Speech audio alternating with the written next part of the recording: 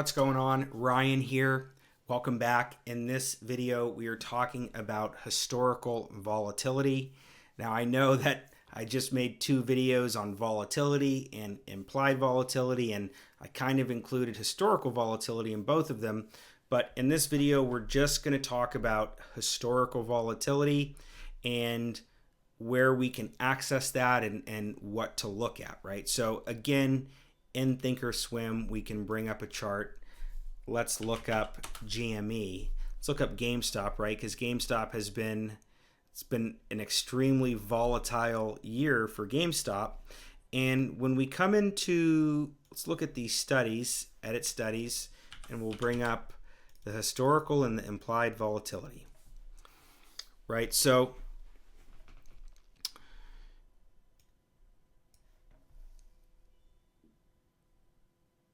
again, it's important to understand, right, that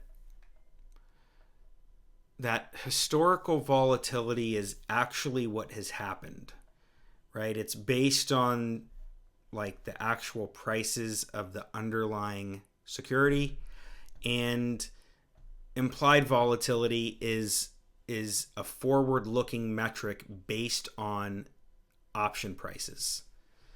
And the forward-looking implied volatility is most likely going to overstate what's actually going to happen, right? So there's kind of like an inherent bias that this implied volatility is forecasting more volatility than what actually has happened.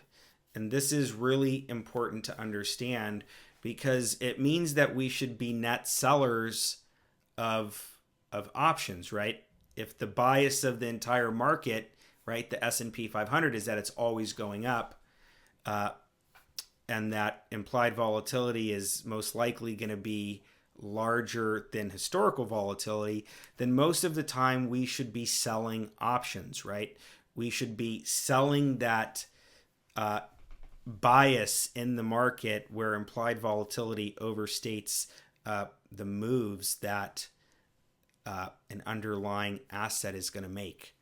I always think it's great to be a net seller of options, right? So when we get into the actual strategies, I'm going to talk about this, but just know that options really give us the flexibility, right, to do anything that we want, to construct any type of trade that can make money regardless of what the underlying asset does, right? Because remember, we're dealing with probabilities, and we're looking at data that can help give us insight to put the odds in our favor, right? Because there's no guarantees.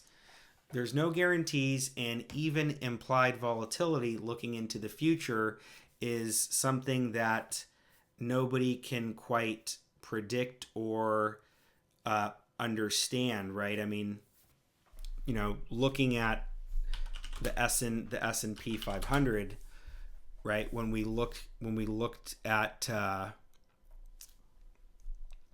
COVID here, you know, at this point, right, at this exact point, where is this?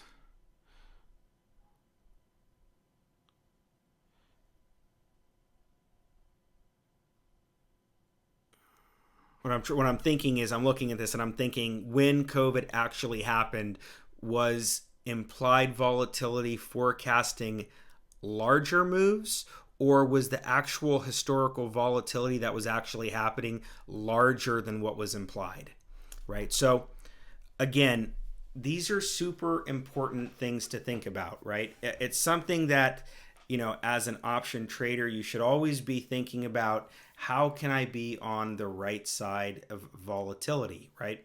And there are a couple other metrics, right? Like IV rank, where we can rank IV at a present time in relation to the highs and lows of the historical volatility. And I'm not going to go into that in this video. Again, I really think it's important that you read as much as you can, right? Because there's a lot of math behind, right, the Black-Scholes option model pricing and volatility and kind of how all of these things fit together. But when you're learning, when you're studying and trying to absorb as much information as fast as possible so that you can start trading quickly, right? As quick as your learning curve will allow you to be successful, right? That kind of is what I'm aiming, to have people think and feel, right? Because we want to build confidence. But again, these are really important concepts to understand, which is being on the right side of volatility, choosing the right strategies based on volatility and what some of these metrics are telling us. Okay, so again, if you have any questions, please feel free to reach out. Again, I highly suggest, if you're looking to really learn as fast as possible and put this stuff into actual practice, I highly suggest taking, like an hour coaching lesson. It can be an invaluable tool for getting you set up the right way in terms of your thinking, and then also identifying where you're struggling with whatever place that you're at now, in your learning curve. Okay. So again, I'm happy that you're continuing to learn and grow and absorb all of this information. I know it's a lot, and sometimes it's going to take a few times to come back and really not just looking at my videos, but looking at as much information as you can.